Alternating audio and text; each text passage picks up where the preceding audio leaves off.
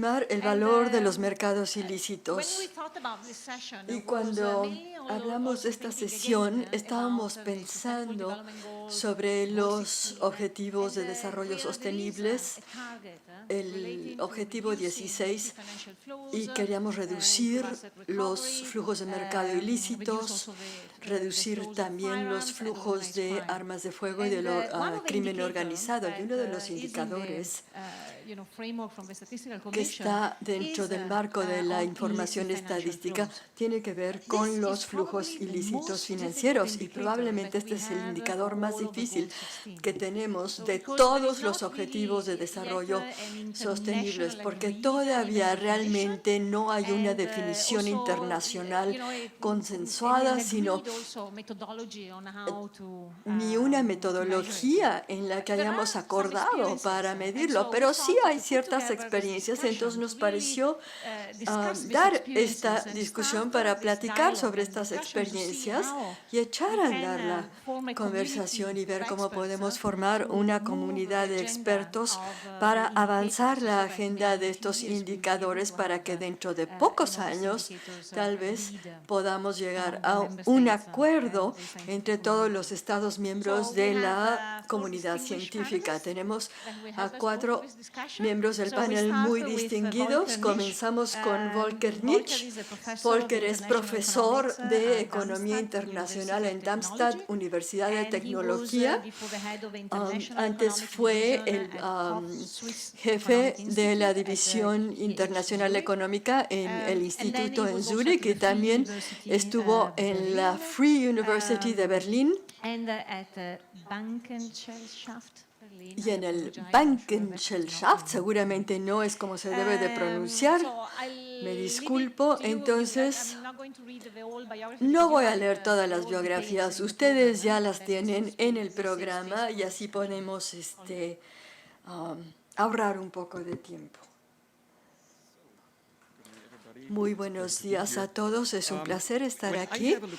Cuando vi el título de esta ponencia, Medir los flujos financieros ilícitos, bueno, me sonó un poco demasiado ambicioso. Entonces pensé que un mejor título sería Abordar estos flujos ilícitos financieros. Y en los 15 minutos que tengo, quisiera darles una introducción de lo que hay en la bibliografía. No les voy a dar mis propias estimaciones, pero me parece que sería muy útil darles cierta información sobre lo que se ha realizado y cuáles son las desventajas, los peligros de lo que hemos visto en la bibliografía que ya hay. La siguiente, por favor.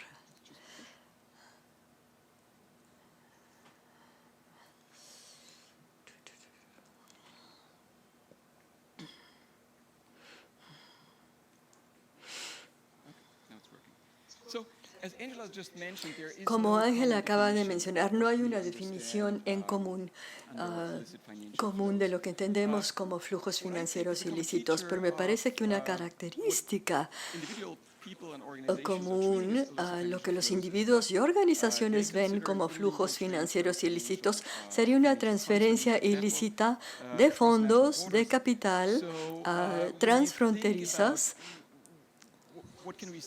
Y cuando pensamos en qué podemos decir sobre las fuentes de esos fondos, pues puede ser que vengan de empresas legales, es decir, los fondos no se tienen que obtener de manera ilícita. Tal vez usted obtuvo ciertos fondos y los quieres transferir al extranjero para evitar los impuestos locales, o tal vez obtuvo fondos en el extranjero y no los quieres transferir a tu propio país. Esa sería una forma, pero en la práctica me parece que la mayoría de estas transferencias ilícitas sí están relacionados con otras formas de delitos, corrupción, prostitución, drogas. Digamos que estos típicamente son los que se asocian con esas transferencias ilícitas. Entonces, en general, me parece que sí hay una correlación entre distintos tipos de delitos y normalmente hay un enfoque fuerte en el lavado de dinero. Ahora, ¿qué sucede con el uso de estos fondos? pueden ser para negocios lícitos. Puede haber una situación donde hay un consumo legal, se llevan los fondos al extranjero y luego hay transacciones legales ahí, se compran vehículos o lindas propiedades. Pero también podrían utilizarse para negocios ilícitos. Una vez más, vemos que hay un mayor interés en estos fondos ilícitos. Para darles un ejemplo de lo que se ha hecho con esos fondos ilícitos, esa es una historia que salió publicada en los periódicos hace año y medio, en donde los vehículos fueron incautados del hijo del líder en Guinea Ecuatorial. Obviamente había comprado los vehículos con fondos que se habían transferido al país. Dada esta amplia definición, ¿cuáles son las principales prácticas que vemos? Bueno, hay un gran enfoque en la bibliografía en episodios de salida de capitales. Serían salidas de ganancias corruptas, de lavado de dinero. Entonces, al pensar en estas definiciones que ya están en la bibliografía, la salida de capital de un país, eso implica que le quitas fondos al país, y esto es muy dañino para los países en desarrollo en particular. Y esa fue una de las principales temas que vemos en esta bibliografía y en lo que se enfoca la gente. Ahora hay otra parte que se enfoca en las actividades realizadas por las transnacionales. Y la idea ahí es que las transnacionales transfieren sus ganancias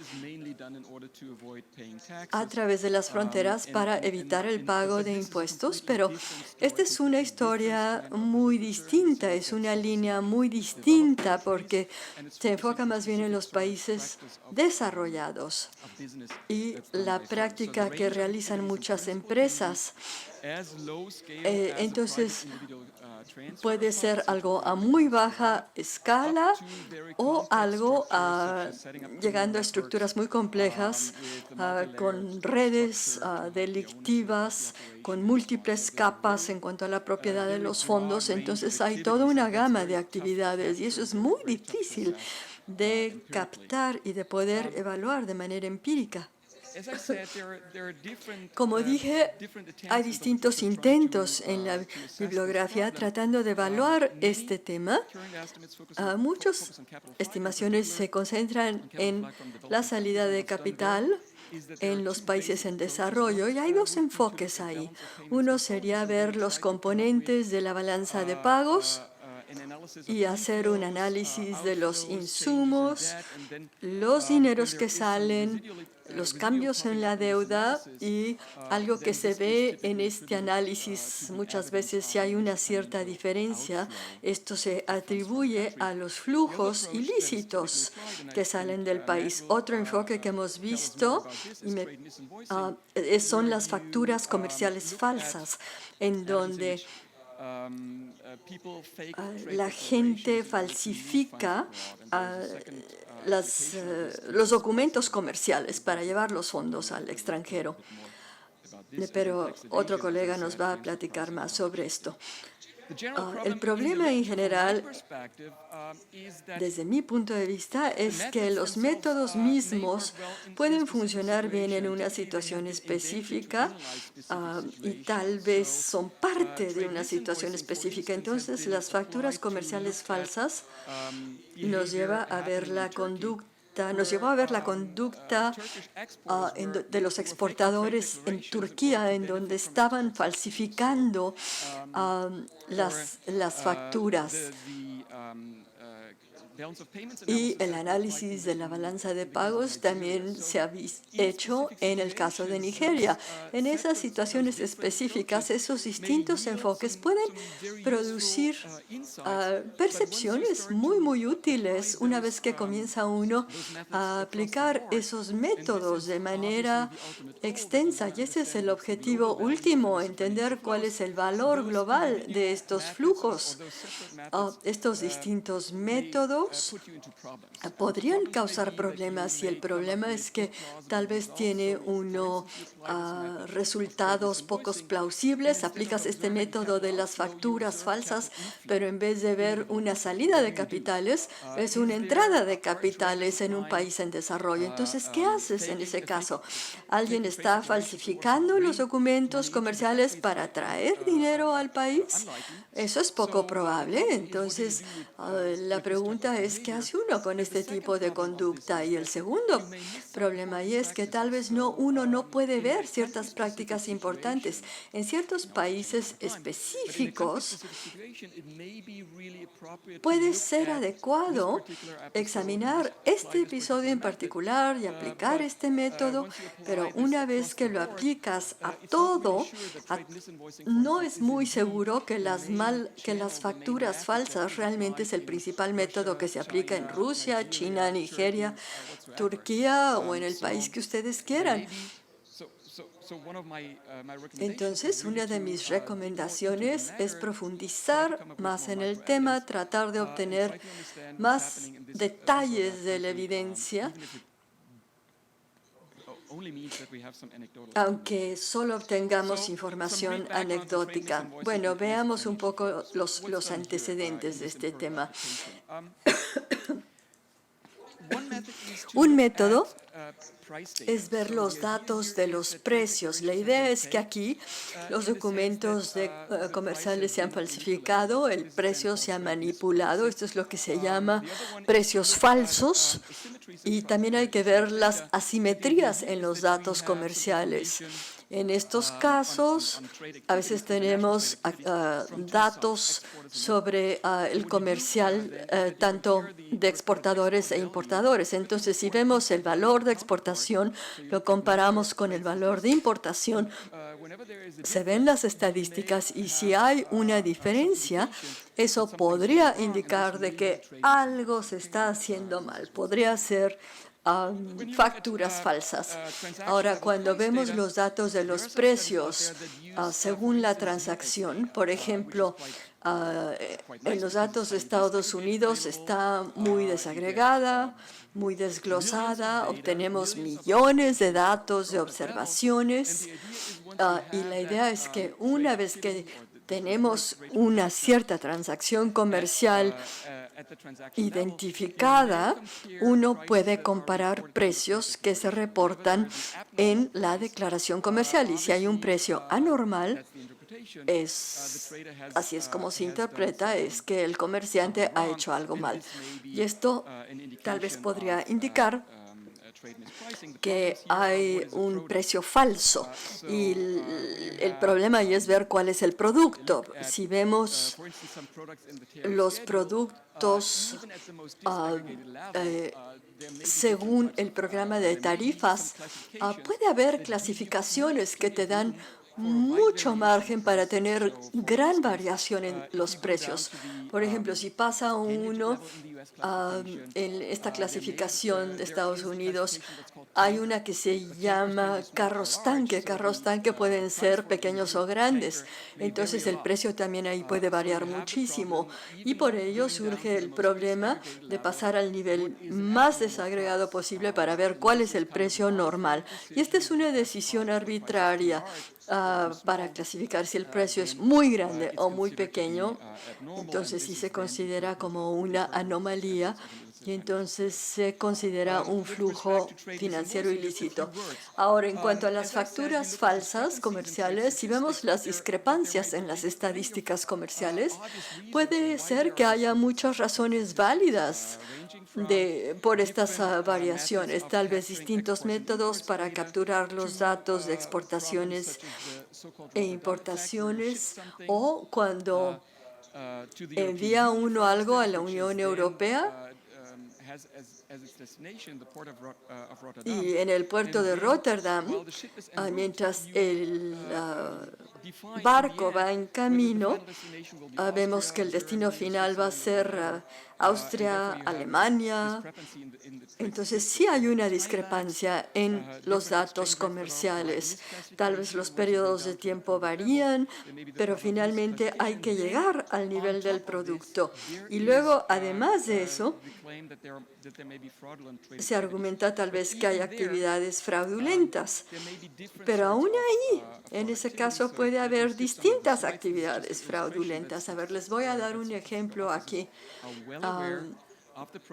Aquí estamos conscientes que los datos de exportaciones e importaciones no coinciden. Esto lo recolectó la Oficina de Estadísticas en Australia. Vimos las importaciones con la Unión Europea, hubo una discrepancia de 10% y luego trataron de ver las diferencias en los tiempos, en las tasas de cambio y después de hacer todos esos ajustes, la discrepancia se redujo a un mero 2%. Entonces, no es suficiente solo ver la discrepancia agregada, viendo los valores de exportaciones e importaciones, sino también hay que tomar ciertas medidas para ajustar todas estas estadísticas.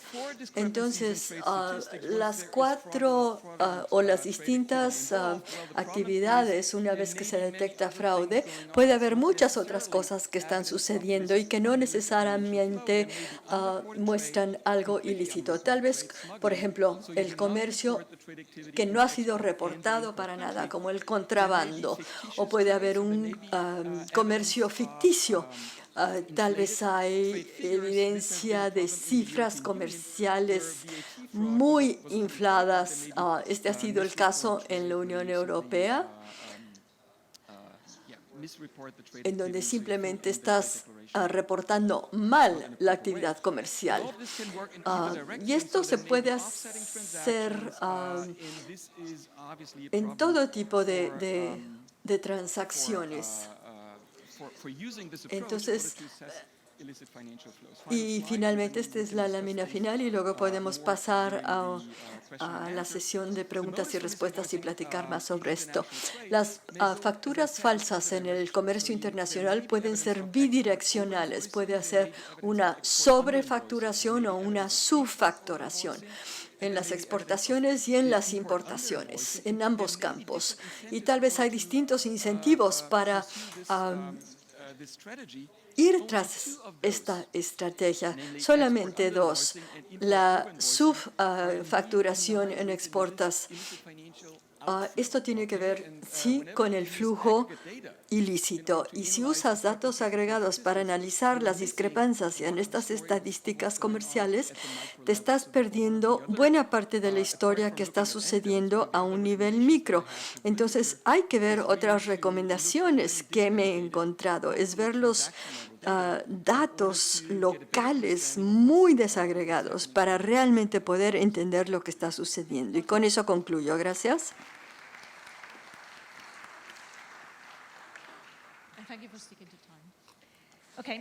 Y muchas gracias por seguir tu programa. Tenemos ahora al señor Matthew Salomon, basado en Washington, con la Integridad Financiera Global, una ONG que tiene que ver con la contención de flujos financieros ilícitos. Antes de estar en esta Integridad Financiera Global, él era el economista principal en el Congreso norteamericano y también fue un economista senior en el Comité de Presupuestos. Muchísimas gracias. Voy a comenzar agradeciendo a todos los organizadores. Ha sido una conferencia fantástica. Y también por haber escogido un lugar tan bello. Espero que puedan salir y visitar una de las áreas más bonitas en América.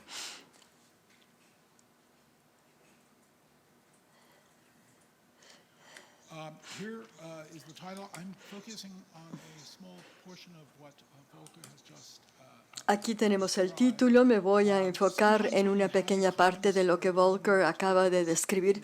A veces cuando tienes a dos economistas hablando en una misma sala, uno espera que van a estar en desacuerdo, pero en realidad acaban estando de acuerdo. Entonces espero que no los vaya yo a decepcionar. En general estoy de acuerdo con lo que Volcker ha presentado. Nosotros, nuestra pequeña ONG, es responsable de calcular las facturas comerciales falsas. Y voy a adentrarme en eso y algunos de los problemas que ya se han mencionado. Y también hablaré un poquitito sobre un problema muy duro que Angela mencionó. ¿Cómo podemos desarrollar los indicadores para cumplir con los objetivos de desarrollo sostenibles? Bueno, comencemos. Bueno, aquí tenemos el panorama general. Vamos a darles ciertos antecedentes muy básicos sobre estos flujos financieros ilícitos y hablaré un poco más de las facturas comerciales falsas y también hablaré de cómo estimar la magnitud de las facturas comerciales falsas. Bueno,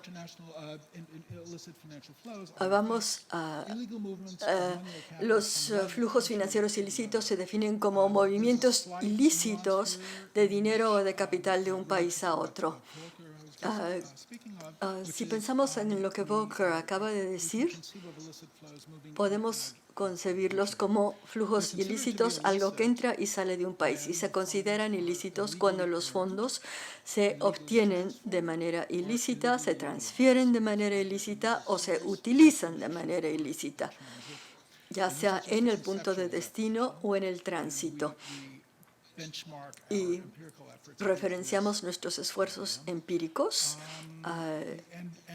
en relación a esta idea. Y una razón por la que nos enfocamos en esto es que cuando existen estos flujos ilícitos en números significativos, esto señala que probablemente hay un costo social significativo. Ese es el fondo del asunto.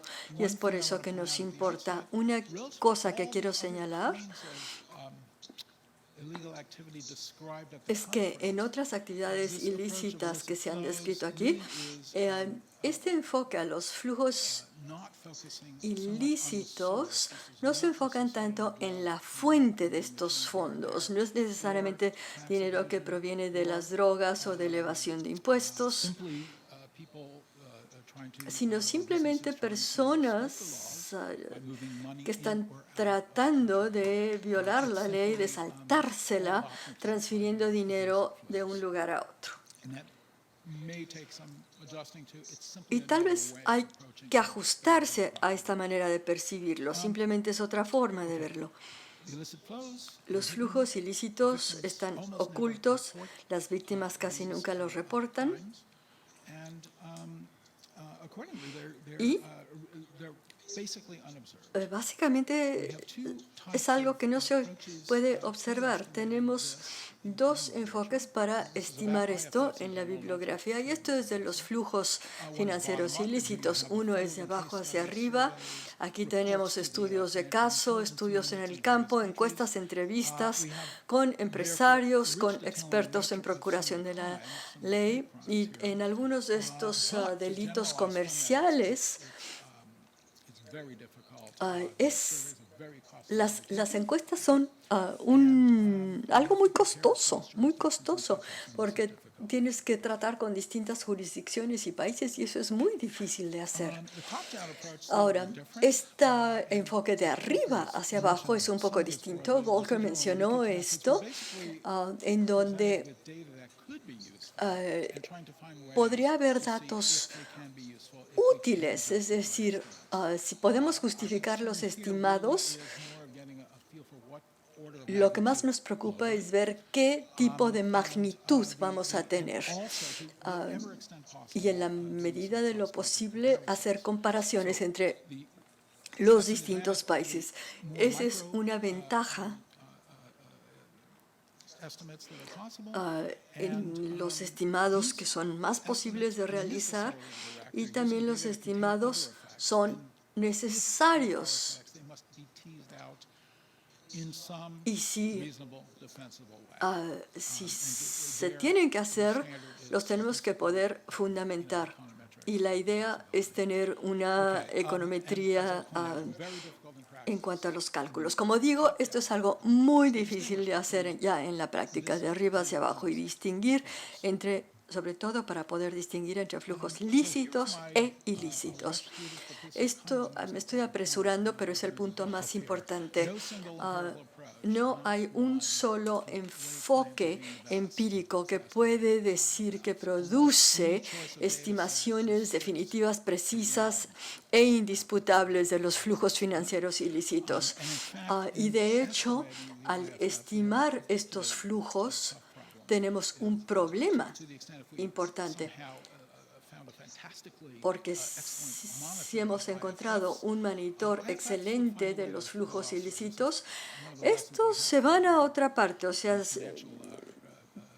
por más buena que sea la herramienta para detectarlos, siempre parecen evadir las actividades más oscuras y engañosas. Realmente se van a los rincones más oscuros. Pero esto no debe disuadirnos, porque nunca vamos a poder argumentar que hemos eliminado estos flujos. Y este tipo de incertidumbre significa, y hay razones estadísticas sólidas, cuando tenemos estas señales muy ruidosas sobre un tema, tenemos que hacerlas a un lado e incluir el mayor número de señales posibles, aunque puede significar un costo el irlas agregando. Es decir, hay que crear un índice, y también no rechacen una señal ruidosa sobre otra. Bueno, pasemos a las facturas comerciales falsas. Volcker hizo un muy buen trabajo al introducir la falsificación deliberada de valores reportados en las facturas falsas. Cuando hablo de facturas falsas o precios falsos, en realidad significa lo mismo, porque las facturas falsas pueden falsificarse en cuanto a las cantidades o en cuanto al producto. Digamos que un producto tiene un código muy similar a otro, o hay una tarifa de importación muy parecida a otra, y es difícil detectar ese tipo de cosas. Las facturas falsas, como muchos otros elementos de la actividad ilícita, esto es corrupción, y depende mucho de las costumbres, tradiciones e instituciones culturales. Entonces, no hay duda que tendríamos que profundizar muchísimo en este tema en cada país y entender la naturaleza de las instituciones. Una lista corta de los costos sociales.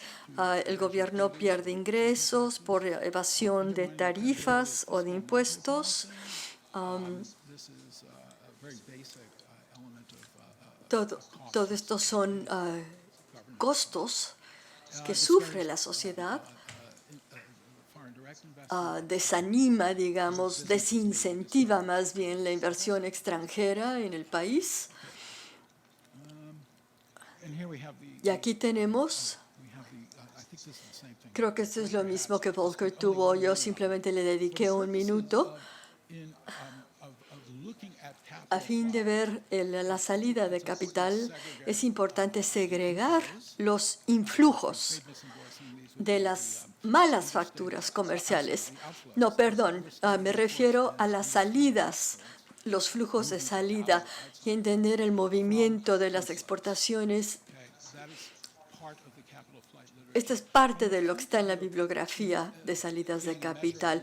Y para poder medir estas malas facturas o precios falsos, consideramos que los trade misinvoicing also as cost insumos in society. o flujos que entran al país It represents rent seeking, constituye algo que está buscando una ganancia, promotes GDP y aunque promueva el Producto Interno Bruto, y tal vez ni siquiera lo podemos ver, to fair and equitable growth. no es lo mismo que un crecimiento real. Entonces sí hay un costo ahí. Entonces cuando se trata de delinear el costo social, estas situaciones son bastante difíciles en cada país y también por las idiosincrasias institucionales.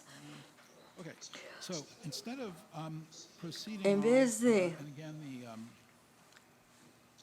much time do I have? ¿Cuánto tiempo me queda? 1 minute. Un minuto. The ideal data. Let's Bueno, start veamos los datos ideales. we know that the data are less than ideal for Sabemos que los datos están lejos de ser los ideales. Si tuviésemos los datos ideales, he enumerado aquí 7 cosas. Saber exactamente qué bienes y qué productos fueron comercializados.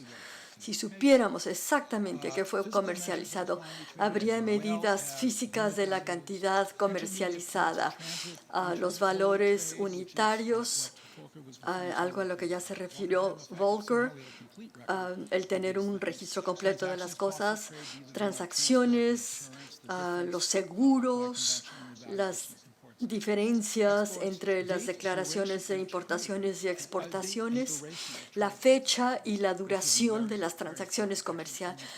Esto sería sumamente importante. Y finalmente, las tasas de cambio pertinentes a toda la transacción. Si supiésemos que la información existe de alguna manera, a algún nivel administrativo y aunque de manera temporal, podríamos conocer esto sobre una transacción específica. Pero aunque supiéramos todo esto, y claro que sería ideal,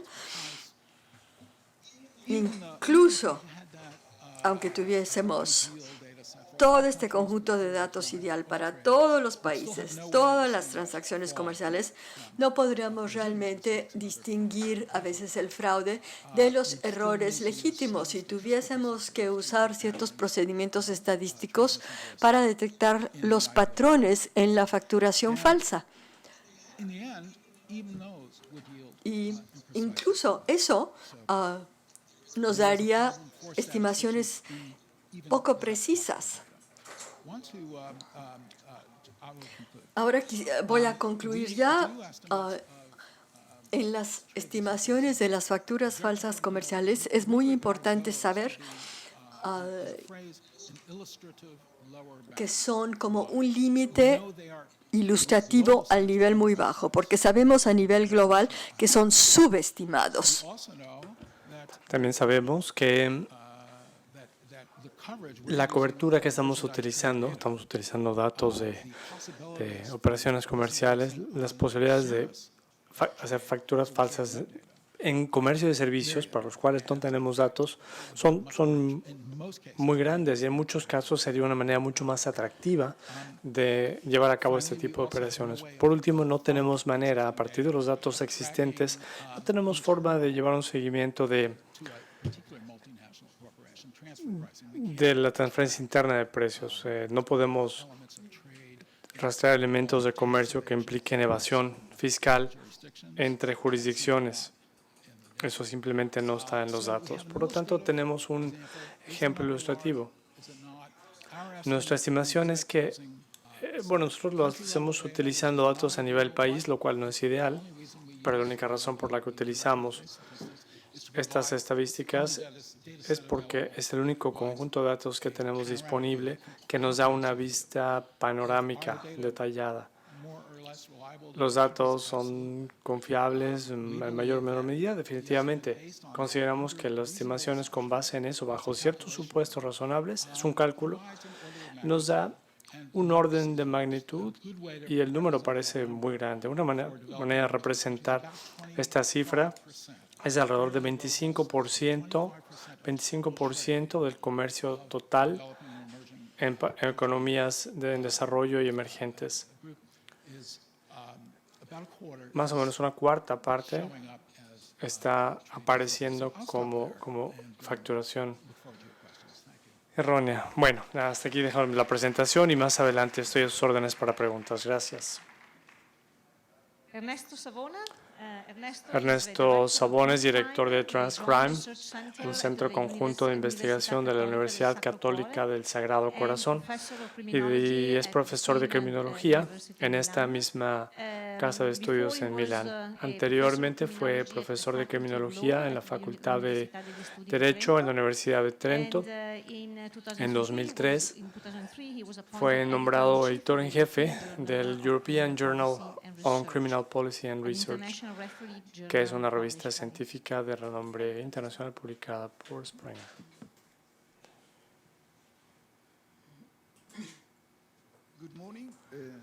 Buenos días, permítanme agradecer al INEGI y al Centro de Excelencia por esta invitación, y también a Ángela en Juno DC por encabezar este debate, este diálogo acerca de los flujos financieros ilícitos. Estoy completamente de acuerdo que medir los flujos ilícitos financieros es un indicador muy útil, pero también estoy de acuerdo en el hecho de que en ciertos sentidos necesitamos medidas para estimar la cantidad del crimen, de la delincuencia organizada, como las 16 peticiones clave.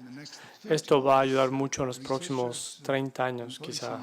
Los investigadores, los formuladores de política deberán evaluar la delincuencia organizada en un lugar, en un país o en una dimensión local. Yo creo que la utilidad de estos indicadores es pedagógica. Es decir, si analizamos el problema, si medimos la escala del problema y si solicitamos mejores datos. Si no tenemos estos indicadores, no estamos pidiendo datos de mejor calidad. Por lo tanto, es un proceso que se irá refinando en los próximos 30 años, que debería ser suficiente. Déjenme comentarles qué les voy a decir en los próximos 15 minutos, simplificando mi presentación, que va a estar completa, disponible en la página de la conferencia. Voy a tratar de explicar por qué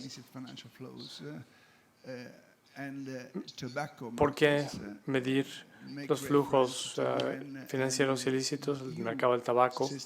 Voy a hacer referencia al Sistema Nacional de Cuentas de las Naciones Unidas, en donde el tabaco es uno de los temas que deben medirse. Y voy a hablar de las diferentes maneras de cumplimiento que existen para los países europeos en el sistema europeo. Vamos a referirnos a algunos estudios recientes que apuntan a un mejoramiento de la calidad de los datos sobre este problema. ¿Por qué hablo del tabaco? Yo no fumo, no soy fumador, pero puedo decir que el tabaco quizá no sea el problema más relevante en términos de mercados ilegales. Sin embargo, el tabaco, Ángela ayer presentaba en su plática sobre la vida silvestre, tiene la ventaja que es un mercado dual. Tenemos un lado legal y un lado ilegal. Esto significa que ambos lados se influyen entre sí. Si hay una mayor tributación del lado legal, esto tiene un efecto en el mercado ilícito. Y por lo tanto, es importante considerar las implicaciones en cuanto al cumplimiento de las disposiciones que limitan el comercio legal.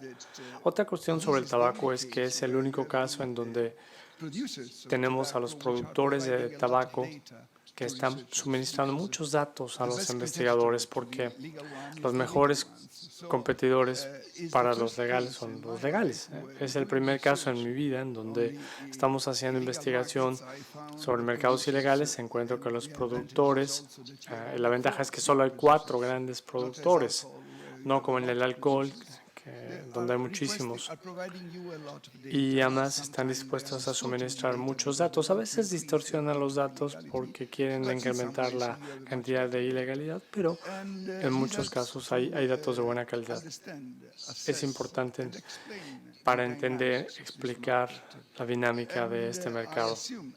Y supongo, como dije antes, que si sabemos más acerca de la dimensión de este mercado, podemos aplicar algunas metodologías a otros mercados con la esperanza de que los productores puedan ayudarnos con datos. Un ejemplo muy negativo tiene que ver con las empresas farmacéuticas. He estado tratando de presionar a la gente en los laboratorios farmacéuticos de que me suministren datos, pero son totalmente cerrados en cuanto al aspecto jurídico.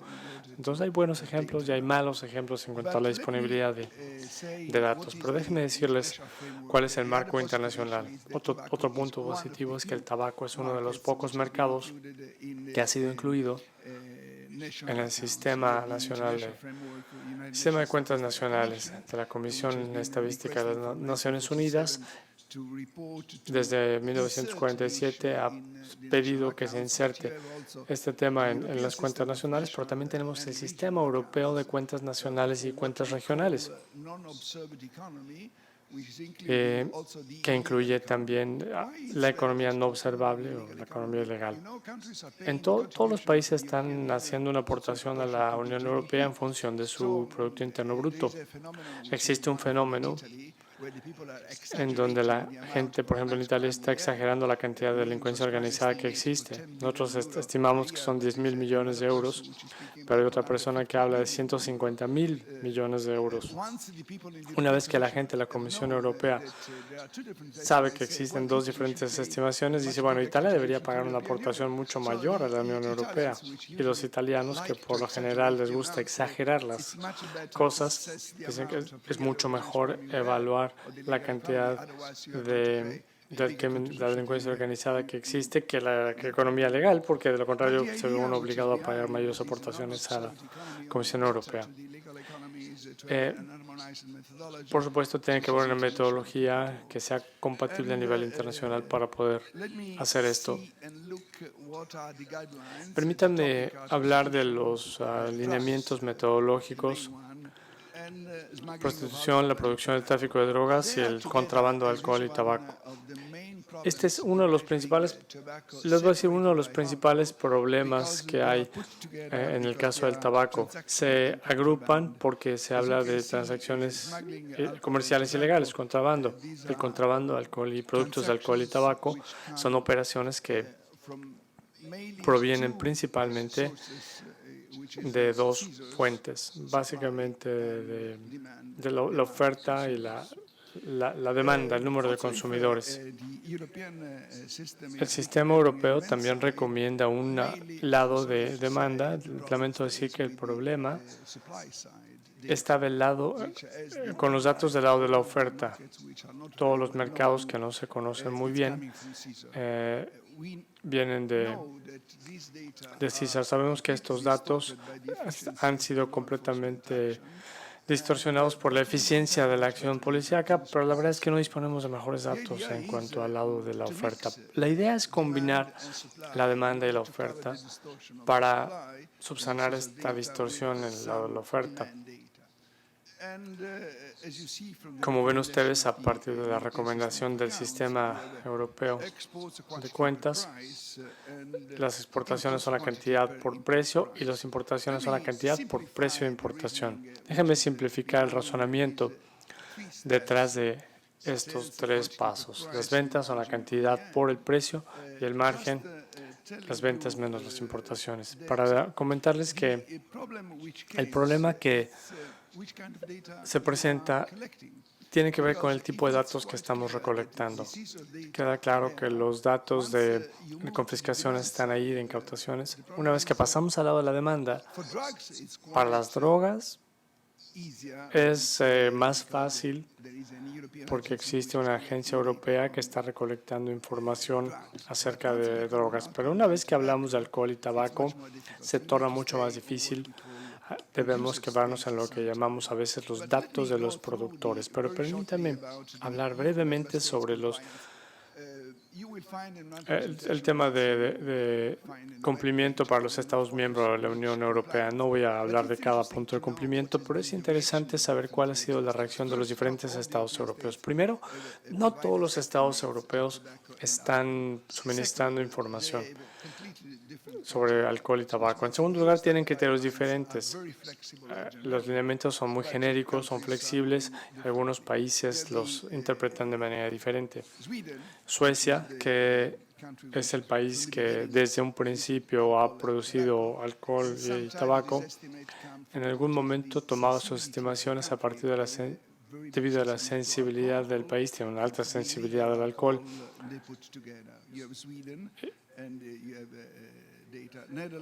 Tenemos los datos de Suecia.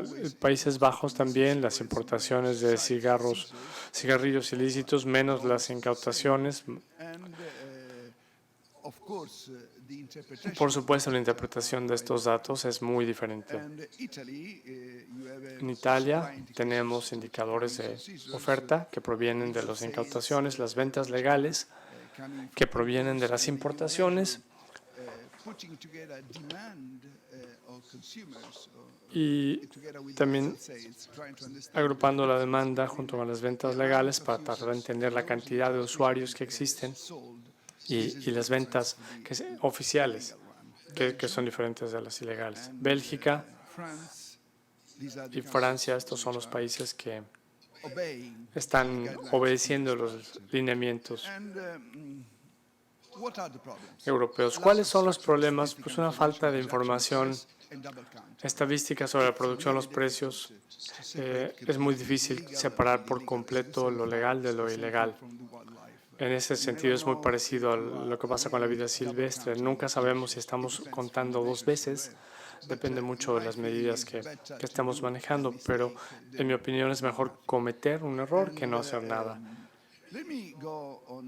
Permítame hablar sobre los datos que nos permiten acrecentar el conocimiento sobre el mercado del tabaco, que, como les decía yo, no es el mercado más relevante o ilegal en el mundo. KPMG está suministrando datos de muy buena calidad. De buena calidad quiere decir que están tomando en cuenta la cantidad de usuarios, la cantidad de cajetillas de cigarros que están consumiendo. Están utilizando encuestas en diferentes ciudades, diferentes lugares para tratar de entender y cuantificar la cantidad de cigarros ilegales. Euromonitor International y nosotros en Transcrime hicimos un estudio recientemente sobre el mercado europeo, tratando de aprovechar los datos del proyecto de KPMG, agregando un entendimiento vertical a nivel regional. Creo que el gran reto de estos mercados es, para concluir, que no darnos una idea de cuánto es a nivel de país, sino si tenemos datos bastante buenos para ir a nivel regional. Al entender las diferentes áreas de un país, las diferentes regiones, entendemos en dónde se focalizan los problemas y en dónde tenemos que intervenir. Esto es muy importante, especialmente para los mercados del tabaco en Europa, porque si ven ustedes los mapas de las diferentes regiones en Europa, los problemas de los mercados ilegales de tabaco en Europa provienen de países fuera de Europa, países que están produciendo legalmente los cigarros, pero que no están pagando impuestos y lo están exportando ilegalmente a los países europeos. Es interesante ver en los mapas cerca de la frontera dónde se originan estos problemas. Esto significa que entre mejor datos tenemos, mejores análisis podemos llevar a cabo, pero una vez que hayamos concluido con las estimaciones en nuestro reporte, quedó claro que la Unión Europea, si quisieran perder 11.000 millones de dólares de impuestos por impuestos de tabaco ilegal, deberían concentrarse en aquellos países que están fuera de Europa, porque necesitan persuadir a estos países para que no exploten la ambigüedad de producirlo legalmente, pero exportarlos ilegalmente. Muchas gracias. Gracias, Ernesto. Gracias por apegarte al tiempo. Marcelo, como llegaste un poco tarde, nada más te voy a comentar las reglas. Son 15 minutos. Te voy a avisar cuando te queden 5 minutos. Marcelo es profesor del Centro de Estudios Latinoamericanos sobre Inseguridad y Violencia en la Universidad Nacional 3 de Febrero en Argentina. Previamente fue profesor investigador profesor investigador en el Centro de Investigación y Docencia Económicas, el CIDE, y fue miembro del Sistema Nacional de Investigadores categoría 3 y trabajó también en el Departamento de Sociología de la Universidad de Oregón. Muchas gracias, Ángela, gracias, Salomé, gracias a los maravillosos anfitriones de INEGI por invitarnos, por organizar este evento tan maravilloso. Voy a hacer en esta presentación muy breve, voy a hacer un planteamiento muy sencillo, y es el siguiente. Dado que estamos analizando el crimen en América Latina, lo estamos viendo en el lugar equivocado. Lo voy a replantear, voy a parafrasear. Lo que está determinando, impulsando la delincuencia en América Latina son los mercados ilegales y el crimen, los delitos contra propiedad. Y no estamos dedicando las energías y las capacidades a desarrollar las métricas y tratar de entender ese problema. Yo afirmo que deberíamos hacerlo. Dado que solo tengo 15 minutos, 14 ahora, voy a pasar al español, pero mi presentación va a estar en inglés en la pantalla. Espero que puedan irla siguiendo. Cuando miramos las estadísticas generales de América Latina, lo que nosotros vemos es que hay un crecimiento importante en el homicidio. Y claramente lo que nosotros vemos es que el homicidio en América Latina, opuesto a lo que sucede en casi todos los lugares del mundo, en América Latina el homicidio está creciendo, mientras que en el resto del mundo está bajando.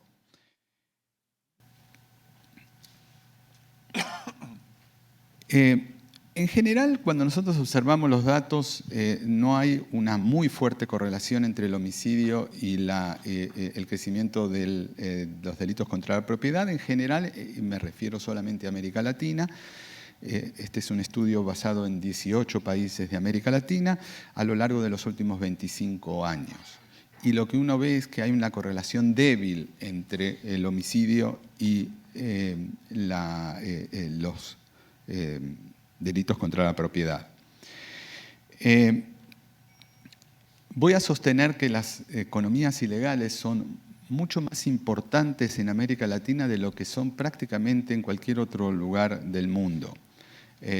Cualquier persona que vive en América Latina sabe exactamente dónde puede conseguir una autoparte robada, dónde puede conseguir un teléfono robado, dónde puede conseguir una computadora de segunda o un iPad de segunda clase. Está varios mercados, cada gran ciudad de América Latina tiene varios mercados de esos tipos, y esos mercados son alimentados por productos robados y por productos piratas o falsificados. Déjeme darle una magnitud de algunos ejemplos de magnitud. En diferentes países, entre el 12 y el 15% de los celulares se roban por año. O sea, cada persona tiene una probabilidad de que una en 10 o una en 7 que le roben el celular ese año. Autos robados, más o menos 1 millón de autos, esto me voy a dedicar un poquito más tarde, más de 1 millón de autos se roban en América Latina todos los años. Bueno, robo de gasolina, en muchos países hay robo de gasolina directamente desde los ductos y desde los camiones, y eso se mezcla después con la gasolina que se vende en las estaciones de servicio en las gasolineras. Las cantidades son considerables. El robo de camiones o de autos, los transportes de mercancías son bastante numerosos. Es muy difícil conseguir los datos. Estos son datos que yo pude recolectar después de grandes esfuerzos. Pero aún en Chile, que es un país que tiene relativamente baja criminalidad, sucede esto. Y esto está creciendo. Más de 1 millón de digital devices también son robados en la región por año, en México, perdón, y esto sale de la encuesta de ENVIPE. Cuando vemos en victimización, no hay encuestas de victimización para los 18 países con la misma metodología, etcétera, etcétera, pero hay algunas preguntas en Latino Barómetro. en donde simplemente se le pregunta si ha sido víctima de un robo o víctima de algún delito. La mayoría de los delitos son robos, obviamente. Y lo que nosotros vemos es que en casi todos los países hay un crecimiento importante en la experiencia de haber sido victimado. En aquellos donde no, como el caso de El Salvador y Guatemala, hay que considerar que entre la década del 90 estaban saliendo de una terrible experiencia de guerra civil, entonces la primera medición es muy alta, por lo tanto no se observa un alto crecimiento. Pero en general, fuera de algunos casos y con las imperfecciones de estas mediciones, lo que nos está diciendo es que también la gente dice ser víctima de delitos en forma mucho más frecuente. Hay una experiencia en la cual algunas hemos trabajado, hemos desarrollado unas encuestas de prisión, de inmates, o sea, de gente que está presa, y es una encuesta de más o menos 1000 casos por país, en estos 6 países que les estoy mostrando, y ahí nosotros le preguntamos muchísimas cosas. Pero esto es para dar una orden de magnitud de la facilidad con que se mueven las armas. Y la mayoría de esta gente adquirió las armas en forma ilegal. Hay un mercado de armas, sabemos que hay un mercado muy creciente de armas en América Latina. Es otro ejemplo más de los productos que se compran y se venden en los mercados. ¿Cuál es la historia detrás de estos números? Bueno, la historia es bastante simple. Muchos de los productos que se roban no se roban para consumo propio. La gran mayoría se roban para ser comercializados en mercados secundarios. Y esos mercados secundarios son muy vigorosos, como todos lo saben, todos los que habitan en América Latina lo saben. Paradójicamente, estos mercados no se han reducido, sino han crecido en los últimos 20 o 25 años. No solamente, como pongo ahí, no solamente drogas, sino que hay gran intercambio de comidas o de ropa, o no intercambio, sino comercialización de productos robados. Bueno, esto es bastante claro, cualquiera de nosotros más o menos lo saben, pero los órdenes de magnitud son muy grandes. Y nosotros sabemos muy poco de cómo funciona, no tenemos números con cierta precisión. Pero lo que pasa es que cuando nosotros tenemos las tasas de victimización de 35-40% de gente que dice que le han robado algo el último año, no preguntamos, bueno, ¿qué pasó con ese producto robado? Bueno, ese producto robado volvió al mercado. Cualquier persona sabe, en cualquier gran ciudad, dónde se refabrican o refurbish, ¿no? Cuando se toma un celular, se le saca el SIM o se le saca el aparato y se lo vuelve al mercado, y dónde se vende eso a la mitad del precio de lo que sale nuevo. Bueno, hay un amplio sector de la población que consume directamente en estos mercados secundarios que tienen mucho producto robado. Esa es la rentabilidad. Déjeme darle un ejemplo del robo de autos, que es el ejemplo tal vez más interesante. Les decía que más o menos hay 1 millón de autos por año que se roban. Esto hace que es un mercado de 3 a 4 billones de dólares. Los autos robados, a diferencia, por ejemplo, en Estados Unidos o en Europa, que la mayoría de los autos robados son por lo que se llaman joyriding, ¿no? Que es el robo para salir de paseo y después dejarlo, o para hacer un viaje o lo que sea. No, en América Latina se roba la mayoría, o para llevar a venta en otros países los autos. Pero hay una experiencia interesante en México.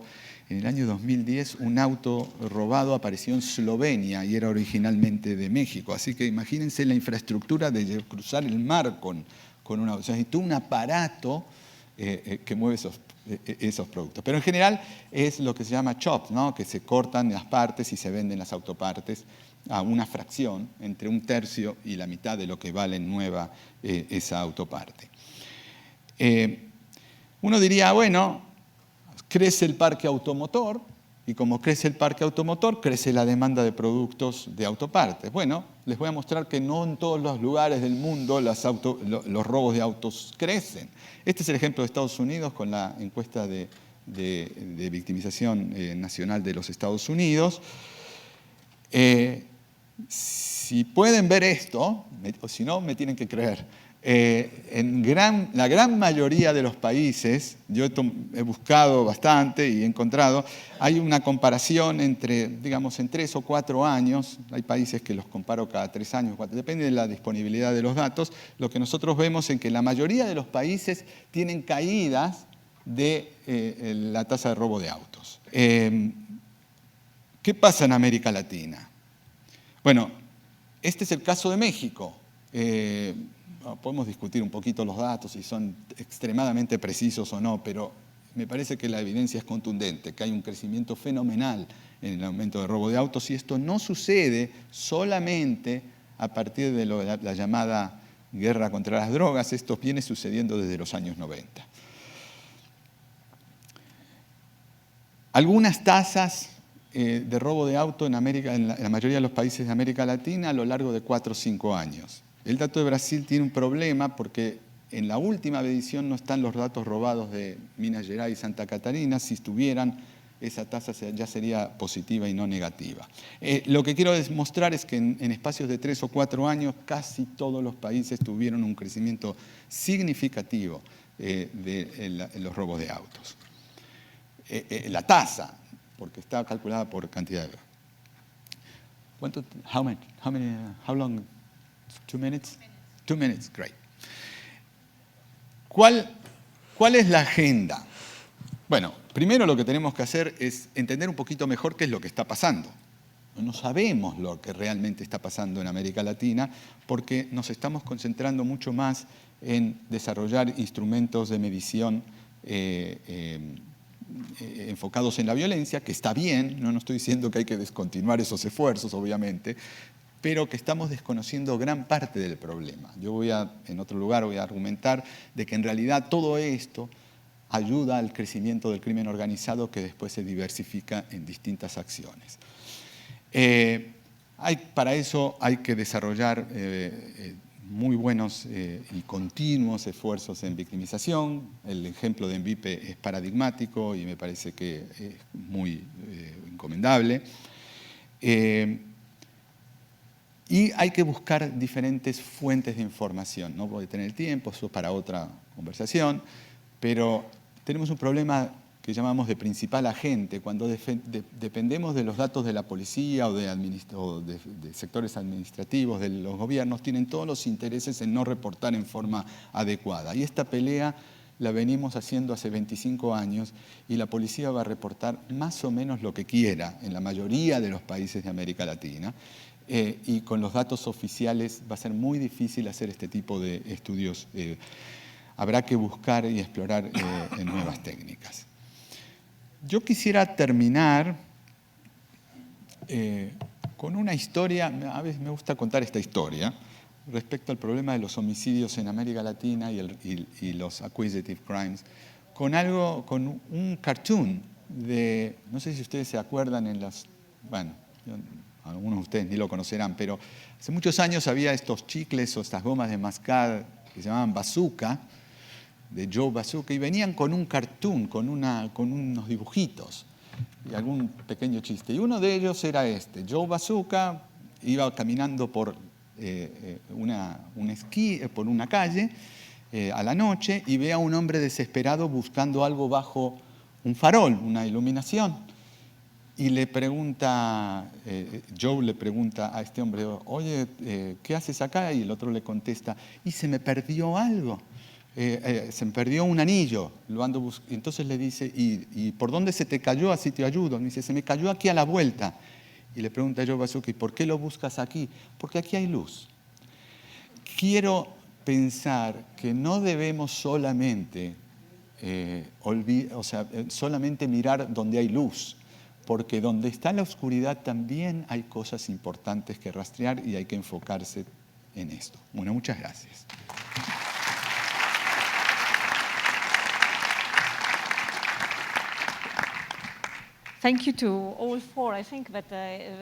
Muchísimas gracias a los 4. Me parece que se han complementado muy bien. Primero quisiera plantear una pregunta. Usted vio el tema a nivel macroeconómico, mientras que Ernesto viene desde una perspectiva distinta, tratando de realmente verlo no a nivel macroeconómico, sino desde el campo y ver cuánto se gana ilícitamente. Y me parece que fue lo mismo que argumentó Marcelo. Tenemos que ver ciertas cosas que no vemos. Entonces, desde el punto de vista macroeconómico, ¿usted cree que un enfoque como el de ellos podría facilitar la estimación de las ganancias ilícitas, como dijo Ernesto? Si esto podría alimentar o complementar el aspecto macroeconómico. Y luego, al otro lado, les pregunto si ustedes creen que lo macroeconómico ahí que podría ayudar a hacer una mejor estimación de aquello que está en lo oscuro. Sí, por supuesto, esa es una de las cosas que yo digo y que sería muy, muy útil conocer esta microevidencia y saber más de lo que está sucediendo con mucho mayor detalle para entender lo que sucede a nivel macroeconómico. Marcelo contaba la historia y se me ocurrió otra. En una de sus láminas, me parece que la final, había esta idea de obtener información de las empresas de tarjetas de crédito, que simplemente les cuenten sobre unos procedimientos que me acabo de enterar. La semana pasada platiqué con una mujer responsable de administración de fraude con tarjetas de crédito en el Erste Bank en Viena. Y ella me contó que uno de los trucos que aplican los delincuentes cuando tienen información robada es cargar primero una cantidad muy pequeña para ver si la información de la tarjeta sigue siendo la correcta. Y en el banco en Viena dejaron que esto pasara, se dan cuenta que algo sucede, pero no lo detienen de inmediato, sino que se fijan en la tarjeta para ver cuáles son las tendencias que están dando. Y en el siguiente monto ya es mucho mayor y entonces sí ya lo detienen. Entonces me parece que toda esta microevidencia, estas pequeñas historias son muy necesarias para entender lo que sucede a nivel macro. Yo estoy de acuerdo.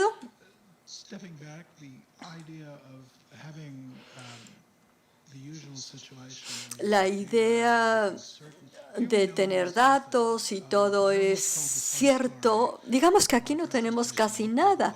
Casi conté lo mismo en mi presentación. Hay que ver dónde está la luz.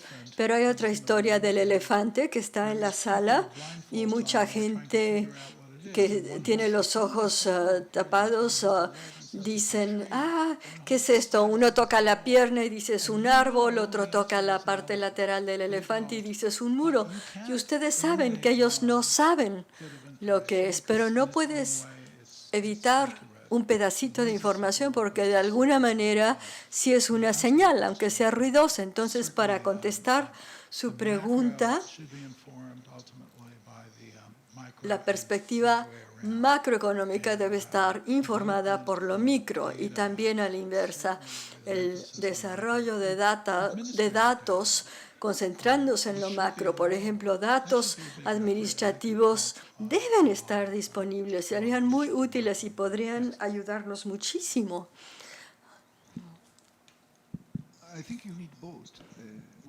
Creo que necesitas ambas cosas. Con lo macro tienes un panorama general, viendo varios países, qué tanto delito tienes relacionado con el alcohol y el tabaco. Pero si quieres entender la dinámica del mercado, cuáles son los productos, cuáles son los infractores, tienes que profundizar.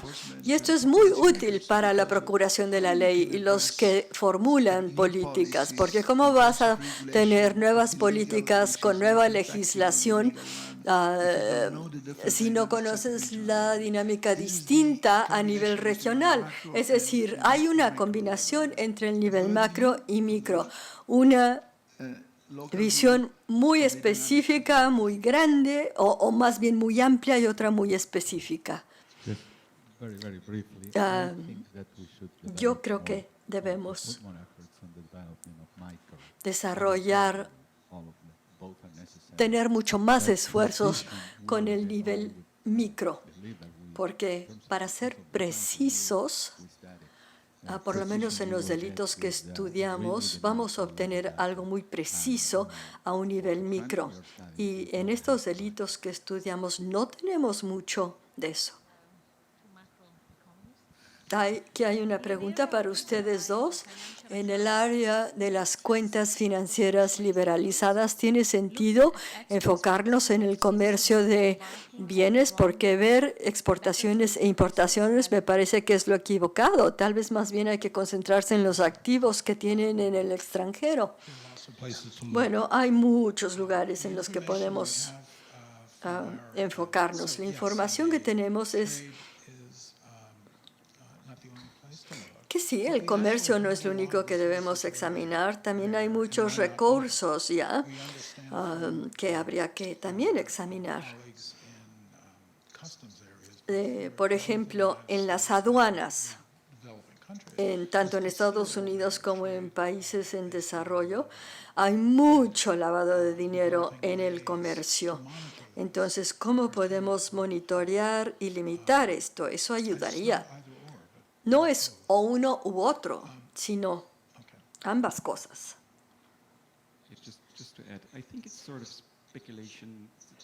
Es especular el decir que el comercio ya no importa, que más bien hay que ver otras transacciones. No lo sé y no sé si otros lo saben. Tal vez podría ser útil comenzar viendo el comercio, luego ver otras transacciones, pero esto no necesariamente significa que el comercio ha dejado de ser importante. Cuando platicas con los de aduanas, resulta que las facturas falsas comerciales sigue siendo un negocio. Una pregunta para Marcelo y para usted. En México, los datos oficiales para robos de vehículos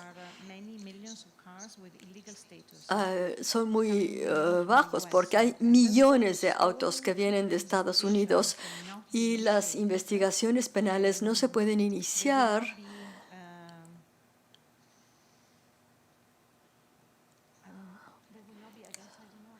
No me quedó claro. No sé si hay estadísticas sobre esto. La pregunta no quedó clara. El problema es que con el robo de autos solamente sabemos una pequeña parte de los datos porque algunos no son reportados a la policía. Es un delito que sí por lo general se denuncia en números altos, pero hemos tenido una encuesta hace como unos 7 años y llegamos a un índice de 58% en los autos reportados, pero el resto no fue reportado.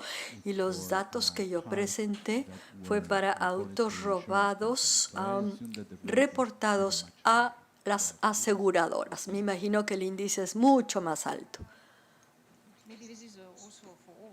También esto es para todos, me parece. Es común cuando pensamos en desarrollar métrica, el problema es tener datos de calidad. Datos de calidad, eso es lo que importa. Simplemente es, quisiera yo profundizar. Si ustedes tuvieran que dar una sugerencia a las oficinas de estadísticas nacionales para obtener datos de calidad e implementar medidas para contrarrestar los flujos ilícitos, ¿qué sugerirían? ¿Quién quiere comenzar? Esta es mi lista a Santa Claus.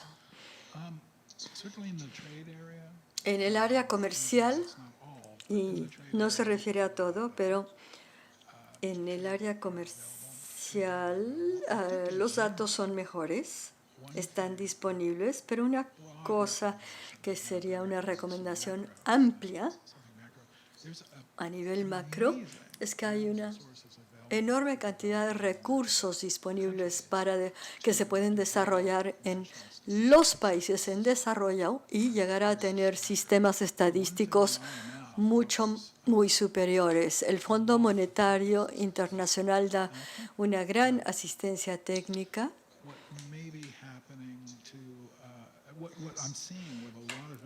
Y lo que estoy viendo en muchos países en desarrollo es que tratan de hacer esto, pero encuentran que los países y empresas que quisieran invertir ahí quieren primero tener más información. Entonces me gustaría ver un mayor desarrollo de ese tipo de sistemas. En Estados Unidos, por ejemplo, no le dedicamos mucho dinero a desarrollar datos y creo que deberíamos de hacerlo. Podríamos llegar más lejos. No tengo algo así a la mano que me permita decir esto o esto otro, una variable que revele todo, pero tengo unas cuantas sugerencias que pueden ser útiles. Una es tener datos muy detallados, datos que se puedan comparar con otros países y que permita compaginar con otros países los datos, ver las discrepancias y también detalles sobre las prácticas.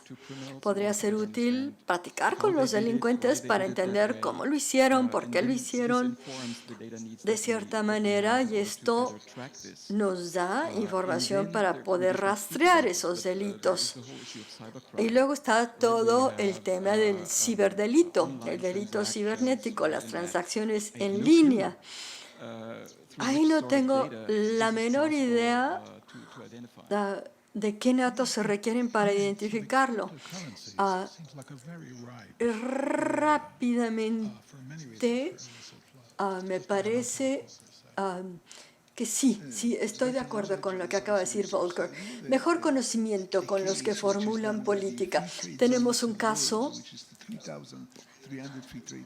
de los 3,000 y pico de áreas de libre comercio. A esa gente le gustan las áreas de libre comercio porque llevan al desarrollo, pero otros dirían que estas áreas son explotadas por los delincuentes.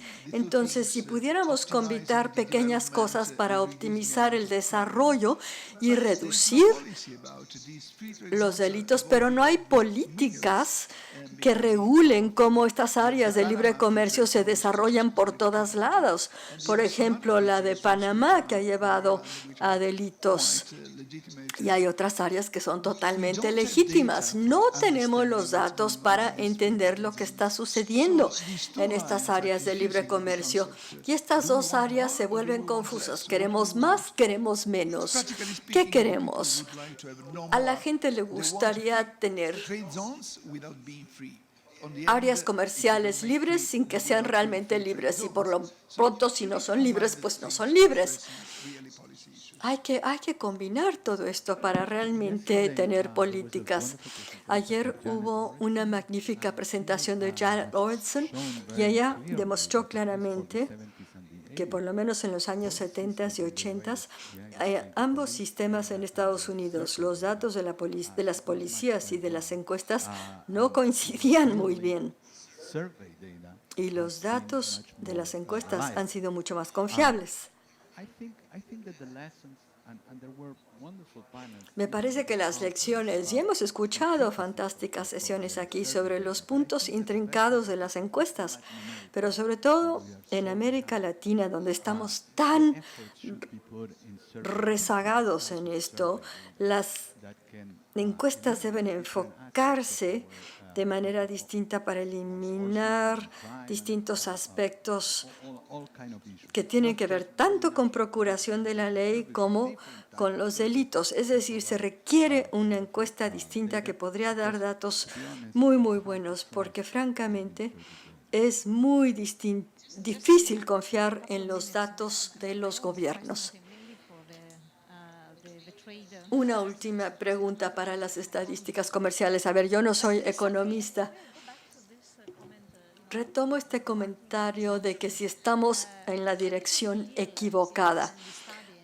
todo lo que estudiamos es ilícito y vemos que los traficantes son muy hábiles en poder comerciar entre distintos países de manera que jamás se va a registrar, o si se registra, por ejemplo, en el caso de la fauna silvestre, hay documentos fraudulentos y el comercio se va a registrar de manera perfectamente bien.